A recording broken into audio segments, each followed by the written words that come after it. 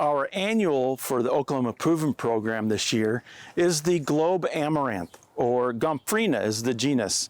There's actually several different species that are used in the trade, and of course many cultivars that come with it. Now, in general, most of the forms that we use for bedding plants here are native to Central America. Some of them are actually native to down in Texas, New Mexico, and Mexico regions. So they're very tough. They tolerate hot, drier conditions, even though they, will do well or prefer some moderate irrigation through the summer. They can tolerate some drier conditions pretty well. They are in the Amaranthus family, thus the common name Globe Amaranth, and the plants in the Amaranthaceae family are generally pretty tough plants. So these can be grown from seed, they can be grown from transplants. They work great in as mass plantings or mixed plantings. In this garden here, we actually have a cut garden because they also work very well as a cut flower.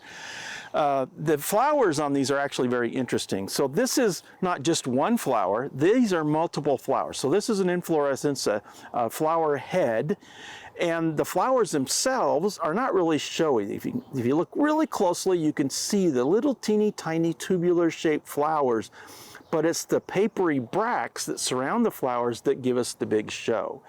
And because they're papery and stiff, they work great as a cut flower because they hold their color and they hold their form for a long time.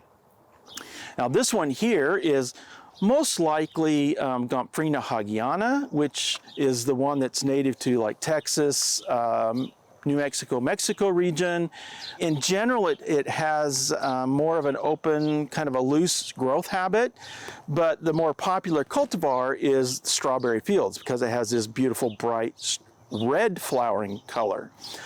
Many of the other globosa types have pink colors, but they come in pink and white and reds and a number of different types that are available. You can see this one here has white, this one here has pink.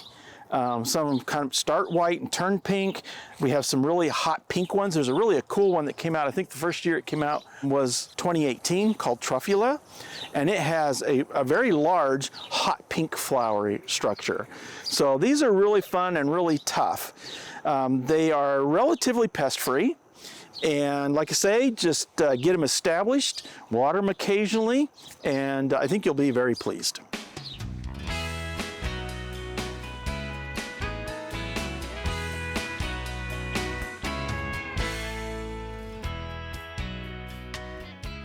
We hope you enjoyed this video as part of our Oklahoma Gardening YouTube channel.